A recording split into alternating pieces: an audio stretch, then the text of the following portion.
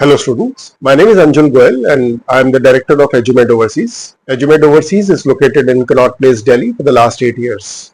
The purpose of making this video is to dwell upon the different queries which we have been facing for the last few weeks pertaining to the admission process, the norms and guidelines governing the admission to foreign medical universities, as well as something as basic as cutoff score and qualifying score. I'll begin with clarifying the concept of the qualifying score.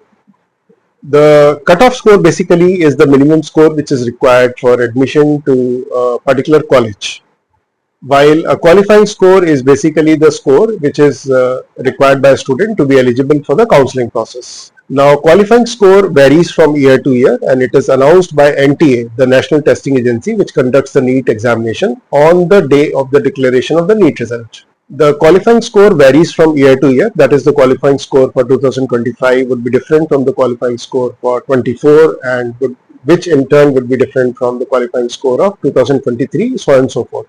So every year the qualifying score is different. Now, why is that? The reason is that the qualifying score is as a percentile, is defined as a percentile. So there are broad categories defined by NTA while declaring the qualifying score. And for the sake of clarity and ease of understanding, I'll dwell upon two primary categories, which is the general category and the reserved category. Although there are different categories also, like person with disabilities, PWD as it's called. So the qualifying score for each of these category is defined as a certain percentile, not percentage but percentile. For example, for general category, the qualifying score is 50th percentile, 50th percentile, while for the reserved category, the qualifying score is 40th percentile. Simultaneously, for person with disabilities, it is 45 percentile for the general category. And for the reserved category, it is 40th percentile. So for the ease of understanding, as I mentioned, we are going to dwell upon the general category and the reserved category. For the general category, which is for which the qualifying score is 50th percentile, the qualifying score for the year 2024 was 162 marks. And for the reserved category, for which the qualifying score is defined as 40th percentile, the qualifying score in 2024 was 127. So if a person from reserved category would have scored 127 marks in 2024 NEET, he or she would have been called as having qualified. Similarly, a person from general category, if he or she would have scored a minimum of 162 marks, would be called as having qualified in NEET 2024. Simultaneously, in the year 2023, the qualifying score for the general category was 137 and for the reserved category was 107. So, as you can see, the qualifying score is varying for 2025, for 2024 and so on and so forth. And obviously it's going to be different for the same reason for 2025 as well, for which we'll have to wait for the date of declaration of the 2024 result, which is expected on 14th of June. Now, having said this, let me elaborate on the qualifying score. Now, qualifying score is valid for 3 years. What do I mean by that? So, for example, if a student has qualifying score in the year 2023, that qualifying score is valid for admission in 2023, is 2024, that is the next year, and next to next year, which is 2025. So the qualifying score of 2023 is valid for 23, 24 and 25. Likewise, the qualifying score for 2024 would be valid for admission in the same year, 2024, next year, 2025 and next to next year, 2026. Okay. So this is the concept of qualifying score.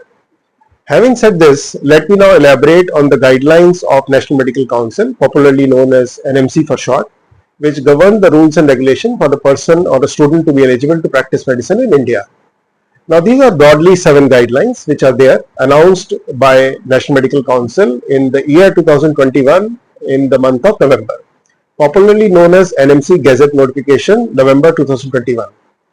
Now, what are these guidelines? I'll elaborate on them one by one. The first guideline is that the course which is taught in a foreign university should be in 100% English medium of instruction. It should not be bilingual, it should not be in the native language, it should be 100% in English medium of instruction. The second guideline is that the duration of the course should be minimum 54 months.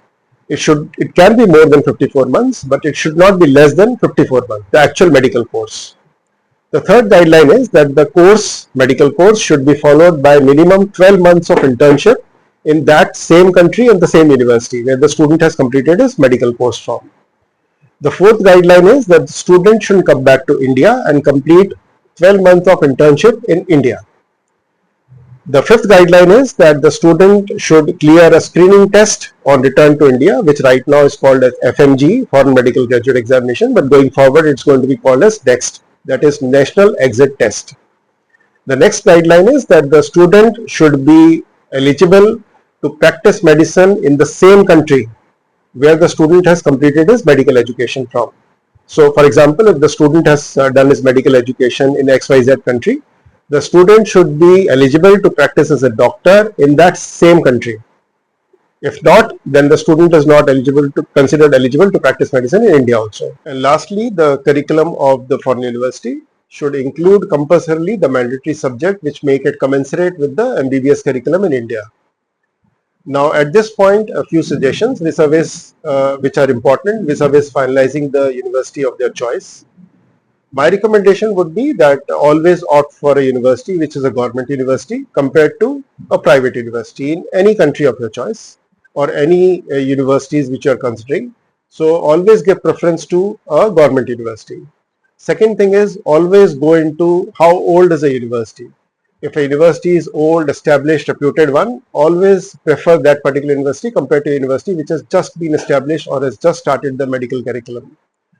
Third thing is always study and go into the details of the infrastructure, the teaching aids, the quality of the faculty at a particular university. What I mean by that, I would like to elaborate on it. Many students tend to prefer universities which are low priced universities where the tuition fee is very, very less or minimum.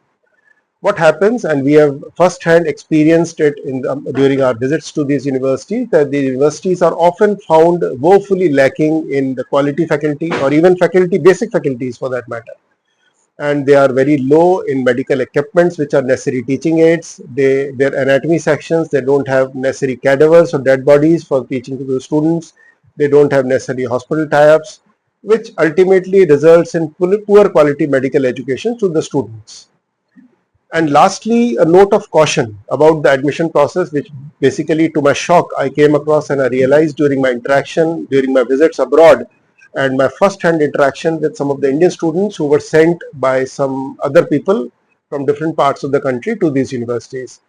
Since I was talking to these students for the very first time and during my interaction, I came to know that they were informed by their respective consultants that they need not clear NEET and before taking the admission in the university, and they can always clear the NEET examination later on next year. No, that is not possible. The student first needs to qualify for the NEET examination and then proceed with taking admission in any foreign university, not the other way around. You cannot first take admission and then come back to India and then qualify for the NEET next year. You will not be eligible to practice medicine in India. So these are a few points, certain important points which I personally felt that are worth sharing with everybody. And also, it's very important that everybody keeps it in their consideration set while making a decision of the choice of their college and the countries also. So in case you have any further queries, you are most welcome to connect with us on edumed.study@gmail.com. It will be mentioned in the description box below, as well as our WhatsApp us on the contact number as mentioned below. I hope this video has been useful and is going to be helpful for you. Here's wishing you all the best. Thank you very much.